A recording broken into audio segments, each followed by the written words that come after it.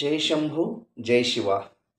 This is Basveshwar Kadgaonkar and you all are watching my YouTube channel Speak English with BK. Friends, how are you? I hope all of you guys are fine. May I right? Okay, welcome back to my channel Speak English with BK. Friends, today we are going to discussing very interesting topic, that is predication of India. That means astrology of India. And today's video is going to very interesting. That's why don't skip the video and watch full video. Okay? And guys, if you are new in my channel and even if you are not subscribed my channel, then please subscribe the channel. Firstly, you have a red color subscribe button. You just press that button and subscribe the channel. Beside the subscribe button you will get a bell icon. You just press that bell icon, and then you have four options. Out of these four options we can select option number one, that is all option. Then we will get daily updates and notifications of my channel Speak English with BK. Then let's start today's topic. मित्रांनो, आजचा video लेक्चरचा विषय असणार आहे प्रेडिकेशन्स of India, म्हणजे भारताचं भवितव्य काय असणार आहे. व्हिडिओला सुरुवात करण्यापूर्वी बुद्धिदाता गणेशजी आणि देवादिदेव महादेवजी यांना त्रिवार वंदन करून आजचा व्हिडिओ लेक्चर आपण सुरुवात करणार आहोत. ओम गगनपते नमः. ओम गगनपते नमः. ओम गगनपते नमः. ओम नमः शिवाय. ओम नमः शिवाय. ओम नमः शिवाय. तर मित्रांनो, बुद्धिदाता गणेशजी आणि या अखिल विश्वाचे स्वामी देवादिदेव महादेवजी यांचा आशीर्वाद घेऊन आपण आजचा व्हिडिओ लेक्चर सुरुवात करत आहोत. मित्रांनो, आपणा सगळ्यांना माहिती आहे भारत पाकिस्तान युद्ध सुरू आहे किंवा सुरू होतं. तर मी होतं का म्हटलं, कारण मागील 2 ते 3 दिवसापूर्वी भारत आणि पाकिस्तान यांच्यामध्ये सीजोफायर रूल नुसार युद्धाला स्थगिती किंवा युद्धाचा विराम ठरलेला होता. परंतु अवघ्या 2 ते 3 तासामध्येच 5:30 वाजता सीजोफायर रूल ठरला गेला दोन्ही देशामध्ये, आणि लगेच 2 ते 3 तासात म्हणजे 8, 8:15 पासून पाकिस्तान आपल्या मूळ स्वभावावर आलेला आहे. म्हणजे कुत्र्याची शेपटी त्या नळीमध्ये घातली, अशी वर्ष जरी घातली तरी ती सरळ होत नाही म्हणतात. अगदी तसंच आहे आपल्या या शेजारील राष्ट्राचं म्हणजे पाकिस्तानचं. ते कधीच सुधारणार नाही. आणि 2 ते 3 तासामध्ये रूल तोडून पाकिस्ताननी जम्मू काश्मीरमधील जे नॉन मुस्लिम एरिया आहे, म्हणजे जिथे हिंदू आहेत त्या एरियात, तसेच अमृतसर या भागामध्ये ड्रोन हल्ले सुरू केले. परंतु आपल्या भारतीय जवानांनी त्यांचे ते हल्ले परतावले. त्यामध्ये थोड्या बहुत प्रमाणात आपल्या भारत भूमीवरील म्हणजे जम्मू काश्मीर असेल, पोक एरिया असेल, अमृतसर असेल, या भागामध्ये काही नुकसान झाली. काही प्रमाणात नुकसानही झालेले आहे. परंतु सांगायचा उद्देश म्हणजे सीज सीजफायर जो रूल आहे तो पाकिस्तानने अगदी 2 ते 3 तासात आणि लोकांनी मोदीजींना दोष द्यायला सुरू केलं, की म्हणे आता कुठं पाकिस्तानचा बदला घ्यायला सुरुवात झाली होती आणि लगेच मोदीजींनी हा रूल मान्य करून युद्धविराम केला किंवा युद्ध थांबवलं वगैरे वगैरे वगैरे. साहजिक आहे. परंतु लोकांच्या हे लक्षात आलं नाही. मोदीजींना अ, ट्रम्पनी सांगायची काही गरजच नाही आहे. ते फक्त निमित्त मात्र होतं, की ट्रम्पनी दोघांच्यामध्ये तह केला. परंतु युद्धामध्ये काही काही वेळेला रणनीती आखण्यासाठी काही समय, काही अवधी आवश्यक असतो आणि तोच अवधी मोदीजींना हवा होता आणि हा सीजफायरचा रूल पाकिस्तान नक्कीच तोडणार हेही मोदीजींना ठाऊक होतं आणि एक स्ट्रिक्ट ॲक्शन, एक बडा प्लॅन तयार करण्यासाठी, कुछ धमाका करण्यासाठी आणि त्याची कायमची अद्दल मोडण्यासाठी मोदीजी यामध्ये व्यस्त होते आणि इकडं मात्र लोक मोदीजींना दोष देत होते, की मोदीजींनी असे अर्धवट युद्ध नाही थांबवायला पाहिजे होतं वगैरे वगैरे. म्हणजे ज्याच्या त्याच्या बुद्धीनं ते बोलले. परंतु जे हुशार होते त्यांनी मोदीजींचं जर त्या दिवशीचं भाषण ऐकलं असेल, त्या दिवशी मोदीजी भाषणात म्हणाले होते, आम्ही पाकिस्तानची अतिरेकी जे आहेत पाकिस्तानचे, त्यांचा एक जरी हल्ला झाला तर आम्ही गय केली जाणार नाही.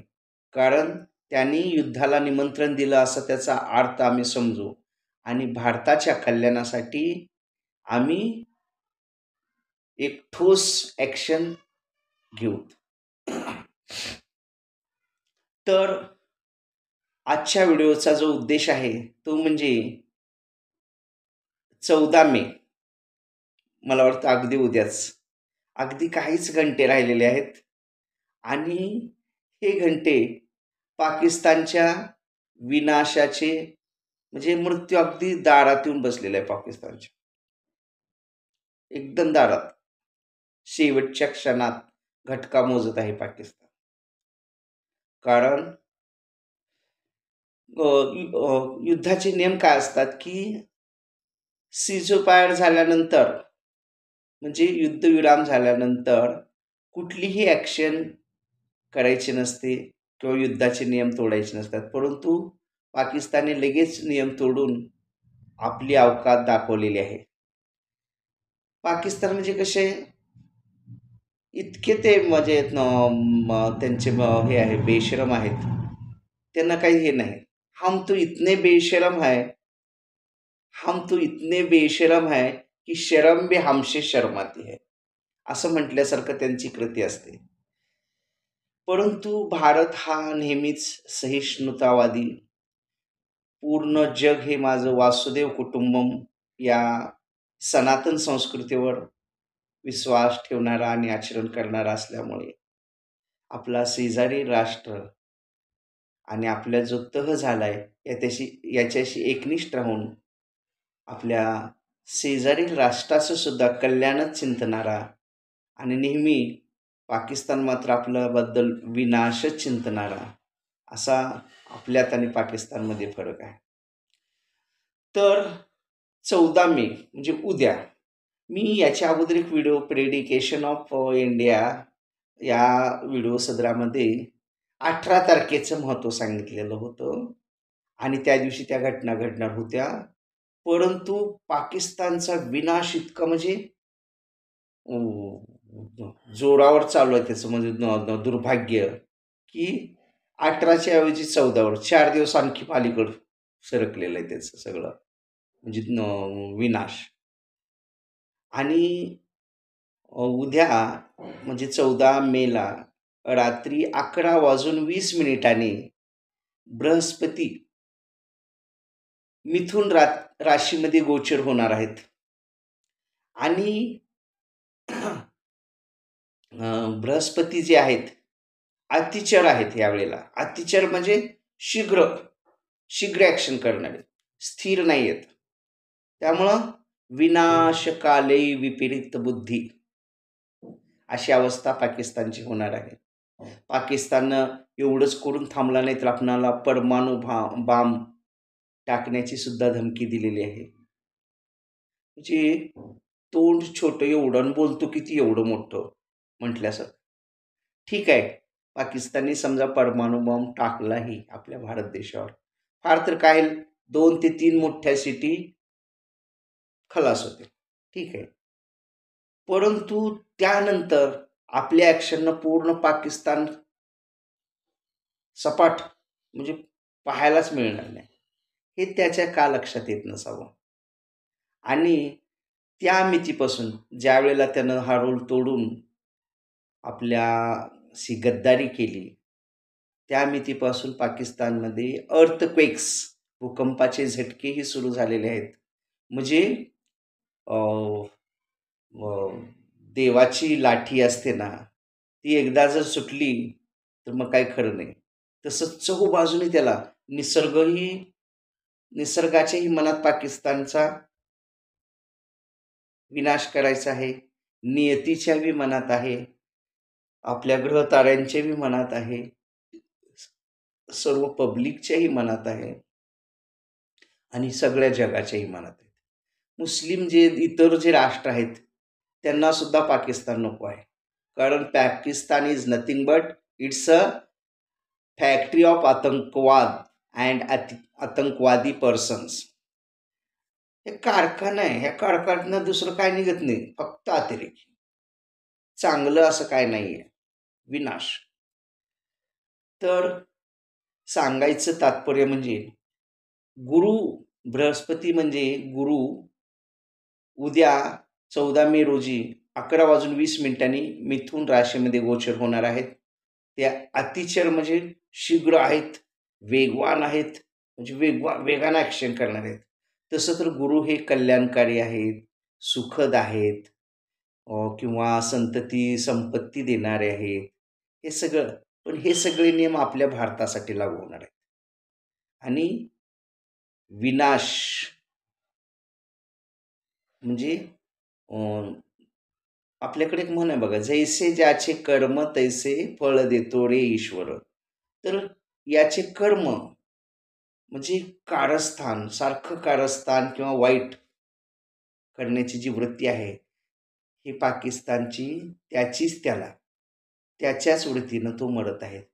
दुसऱ्या शत्रूंनी जास्त मारण्यापेक्षा तो स्वतःहूनच मरत आहे. आणि उद्या 11:20 संध्याकाळी गुरु मिथुन राशीत गोचर झाले की कुछ तो बडा होने वाला है. कुछ तो बडा म्हणजे अगदी 8 महिने, 6 महिने, 6 वर्ष लक्षात राहील असं नाही, तर अखंड जवळपास पुढलं शतक लक्षात राहील अशी ॲक्शन, असं काहीतरी बिग होणार आहे पाकिस्तानच्या बाबतीत. आणि ते त्याच्या दृष्टीनं हानिकारक असणार आहे. आणि इथून पुढील 8 वर्ष गुरु हे अतिचर म्हणजे वेगवान ॲक्शन घेणार सगळ्या. कारण आता त्यांना कसं आहे, म्हणजे फॉलोअप किंवा रिझल्ट्स द्यायचे आहेत प्रत्येकाच्या ॲक्शनची. म्हणून ते प्रत्येकाच्या राशीतनं इथं थोडे दिवस तिथं थोडे दिवस, असं 12 राशीत ते सारखं त्यांची धांदल उडणार आहे. आज मीनमध्ये आहेत तर उद्या कर्कमध्ये, तर पुन्हा कन्यामध्ये, असं जाऊन तिथले तिथे त्यांच्या कर्माचा हिशोब देऊन लगे दुसरीकडं. आणि आणखी एक, राहू आणि शनीची युती. राहू ग्रह कसा आहे, शनी महाराज कर्मफलदाता. आणि राहू म्हणजे जे वाईट म्हटलं जातं किंवा वाईट परिणाम देणारा, तर हे बी आहेत तिथं. आणि तिथं गुरु महाराज आलेले आहेत. मग हे तिघांचा युती म्हणजे ज्याच्या राशीत येतील त्याचा पूर्ण हिशोब, म्हणजे त्याचा फॉलोअप घेऊन त्याच्या कर्माची फळं देत हे 12 राशीत त्यांचं भ्रमण राहणार आहे. 8 वर्ष ते अगदी अतिचर म्हणजे वेगानं राहणार आहेत गुरु. आणि मदत घेणार आहेत शनी महाराज आणि राहू महाराज यांची. आणि शनी महाराज सगळ्याकडं त्यांचा शनी महाराज म्हणजे रेकॉर्डर असतं आणि त्याप्रमाणे कर्मफलदाता आणि ते ॲक्शनमध्ये आणायचं काम राहूजीचं असतं. म्हणजे त्याला त्रास दंड द्यायचं. शनी महाराज ऑर्डर देतात, राहू त्याप्रमाणे करतात. अनुगुरू म्हणतात लगे राहू, त्याच्याप्रमाणे त्याला ज्याचं म्हणजे चांगलं कर्म असेल तर चांगलं फळ, वाईट असेल तर वाईट असं होणार आहे. आणि आता उद्याला मिथुन राशीत येते. मिथुन राशीचे जे म्हणजे हे असणार आहेत जितके म्हणून लोक, त्याला त्यांच्या त्यांच्या कर्माचं पण फळ मिळणार आहे.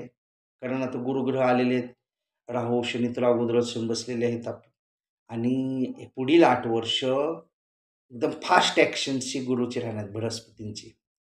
आणि उद्या 11:20 संध्याकाळी ज्यावेळेला ते मिथुन राशीत गोचर होतील त्यावेळेला कुछ तो खास होणार आहे. आणि ते म्हणजे भारताच्या दृष्टीनं आनंदी आणि पाकिस्तानच्या दृष्टीनं विनाश असणार आहे. म्हटलेलं आहे बघा, यदा यदा हि धर्मस्य ग्लानिर्भवन्तु भारत. तर मी सांगितलेलं 29 मार्च हा कलियुगाचा शेवटचा दिवस होता मागे मार्च महिन्यात. त्या दिवशी कल्की भगवान पृथ्वीवर आलेले आहेत. कल्की म्हणजे विष्णूजींचा अवतार. विष्णूजी, साक्षात विष्णूजी. कारण यदा यदा ही धर्मस्य ग्लानिर्भवन्तु भारत म्हणजे ज्या ज्या वेळेला धर्माचं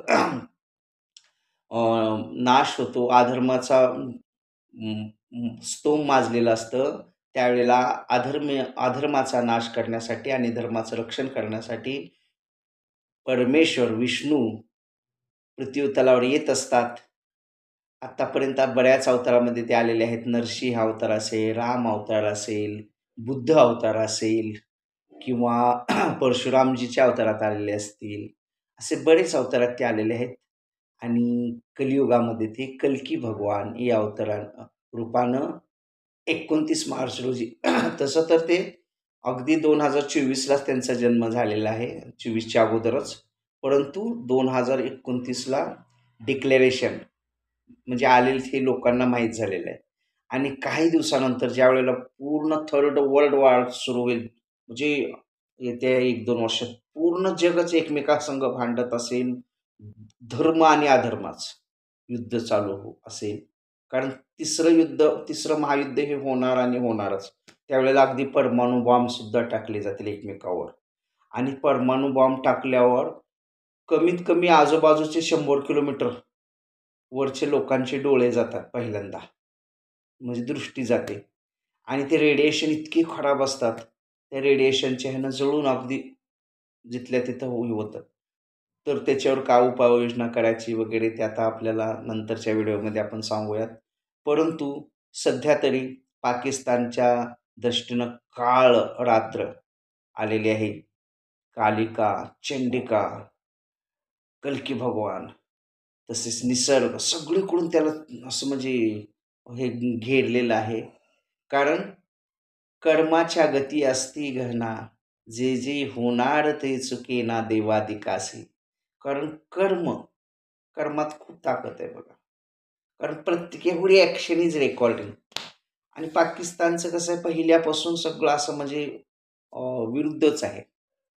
म्हणजे आत्तापर्यंत तसा विचार केला तर ज्या वेळेला फाळणी झाली पाकिस्तानची आणि आपली, ज्या तिकडं त्या भागात 6 नद्या होत्या, त्यातल्या 3 नद्या झेलम वगैरे पाकिस्तानला आपण दिलेली आहेत. कारण पाकिस्तान हा छोटा देश आहे. अगदी एक नदी पाणी दिलं असतं तरी चाललं असतं, परंतु 3 नद्या हावरटासारखा निम्मा हिस्सा घेतलेला आहे. पण घेतला मुस्लिमसाठी वेगळा राष्ट्र म्हणून पाकिस्तान निर्माण केला. परंतु असं झालं का? इथले मुस्लिम इथंच राहिले आणि काही जे भिवून वगैरे गेले ते तिकडे गेले. परंतु आज पाकिस्तानमध्ये हिंदू लोकांना किंवा मंदिराला आज हिंदू लोकांना काय त्रास आहे ते तिथल्या हिंदूला माहीत. आणि मंदिरं तोडली जात आहेत.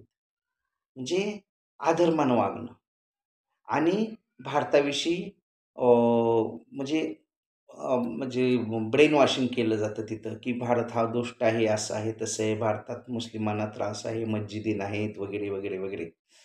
परंतु तसं नाही. भारत हा आमचा असा देश आहे, इथं हिंदू असो, मुस्लिम असो, शीख असो, ईसाई असो, बौद्ध असो, ख्रिश्चन असो, सगळे गुण्या गोविंदाने राहतात. जसे अनेक रंगाची फुलं एकत्र गुंफून जर हार केला आणि तो परमेश्वराला चढवला, तसं ह्या भारत मातानं अनेक रंगाच्या फुलाचा हार गळ्यामध्ये परिधान करून अनेक धर्मीय हे सगळी माझी मुलं आहेत आणि आपण पण तसंच एकनिष्ठ राहायला हवं. असं थोडीच आहे की हिंदू आहे म्हणून तो देशभक्तच आहे, मुस्लिम आहे म्हणून तो देशद्रोहीच आहे भारतातला, असं नाही आहे. बरेच हिंदू लोकसुद्धा देशद्रोह करतात आणि ब बरेच मुस्लिमसुद्धा देशभक्त आहेत. उदाहरणच द्यायचं झालं तर कर्नल सोफिया कुरेशी, ज्या मुलीबद्दल आपणा सगळ्यांना एक रिस्पेक्ट वाटला पाहिजे, गर्व वाटला पाहिजे, अशी ही कन्या, भारताची आयर्न लेडी म्हटलं तर चालेल.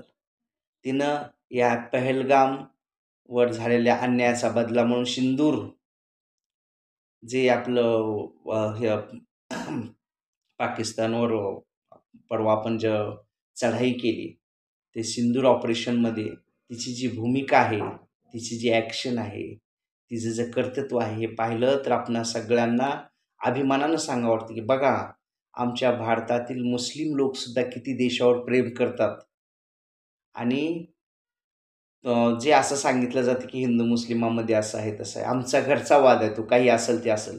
परंतु ज्यावेळेला अशी वेळ येते त्यावेळेला हिंदू असो, मुस्लिम असो, आम्ही इतके त्या आलेल्या संकटाला एकवटून कसं त्याचा विनाश करतो, हे दाखवून द्यायची ही वेळ आहे. आणि आपले मुस्लिम बांधव म्हणजे बरेच म्हणजे सगळेच आपल्या भारत मातेचे त्यांना आदर आहे आणि ते यांना रिस्पेक्ट आहे आणि ते त्यांनासुद्धा आपल्या भारत मातेचा गर्व आहे. ते सुद्धा ह्या पाकिस्तानला नष्ट करण्यासाठी किंवा नष्ट व्हावा हाच त्यांचासुद्धा उद्देश आहे. कारण हे कधीही न सुधारणारं असं एक अतिरेक्यांचा कारखाना आहे पाकिस्तान म्हणजे. आज जगात काही दुसरे मुस्लिम देश नाही आहेत का? बरेच आहेत. परंतु तिथं खूप चांगलं वातावरण आहे. परंतु पाकिस्तान ही निसर्गाला नको असलेलं एक आव्हान झालेलं आहे.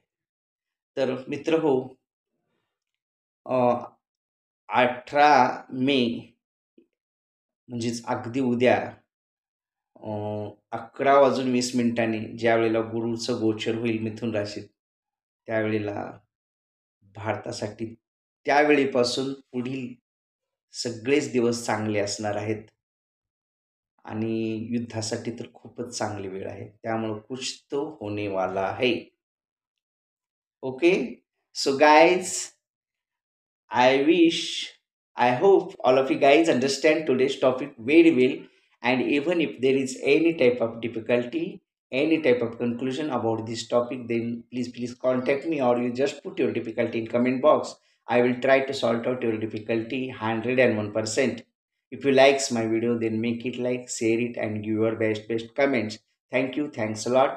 Have a nice day. Keep smiling forever. Jai Shambho Jai Shiva.